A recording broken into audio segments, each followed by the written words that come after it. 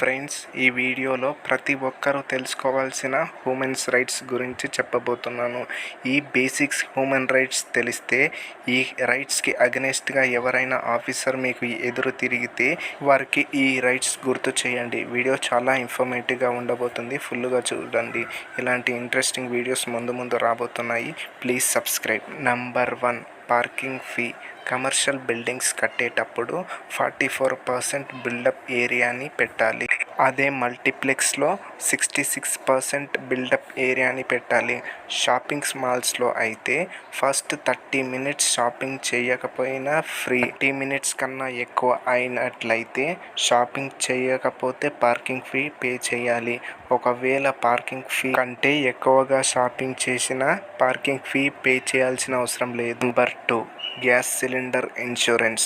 మనకు ఉన్న gas cylinder పేలినట్లయితే అందరి ఇంట్లో గ్యాస్ సిలిండర్ ఉంటాయి.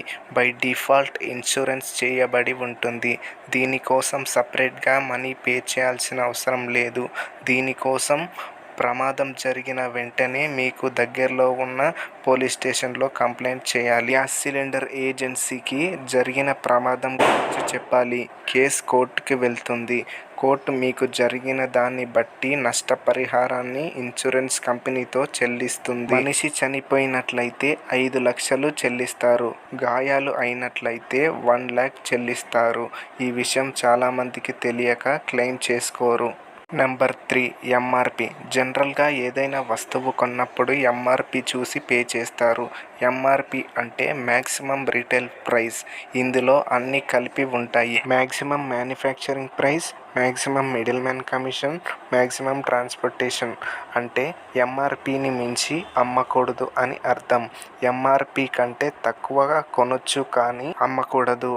అమ్మే వాళ్ళకి ఆ వస్తువు తక్కువలో వస్తుంది అని అర్థం. Number 4, licence check.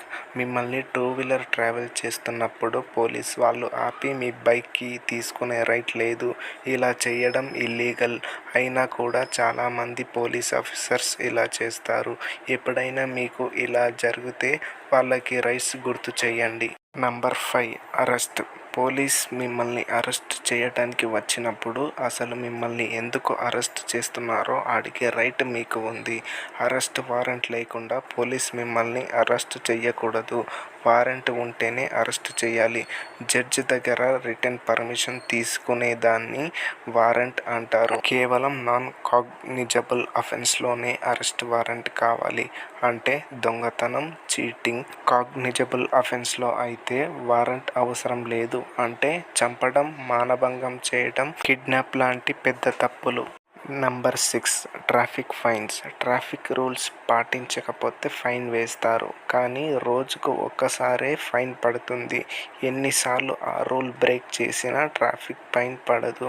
Example, helmet లేకపోతే ఫైన్ పడుతుంది.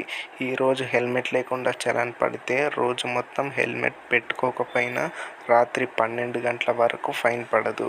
కానీ ఈ రూల్ని తప్పుగా అనుకోవద్దు. హెల్మెట్ పెట్టుకోండి. Number 7, women arrest. మహిళా పోలీస్ ఆఫీసర్స్ మాత్రమే అరెస్ట్ చేయాలి. మగవారు అస్సలు అరెస్ట్ చేయొద్దు. ఖచ్చితంగా లేడీ పోలీసే అరెస్ట్ చేయాలి. అరెస్ట్ చేసే సమయంలో సాయంత్రం 6 గంటల లోపు, ఉదయం 6 గంటల తర్వాత అరెస్ట్ చేయాలి. ఒకవేళ ఆ మహిళ మరీ అంత తీవ్రమైన నేరం చేసినట్లయితే అరెస్ట్ చేయొచ్చు. కానీ జడ్జి నుంచి లిఖితపూర్వమైన అనుమతిని తీసుకొని వచ్చి అప్పుడు ఆ మహిళకి చూపించి అరెస్ట్ చేయాలి. నెంబర్ 7, అందరూ చట్టం ముందు సమానమే. మీరు తెలిసి చేసినా తెలియక చేసినా తప్పే అవుతుంది.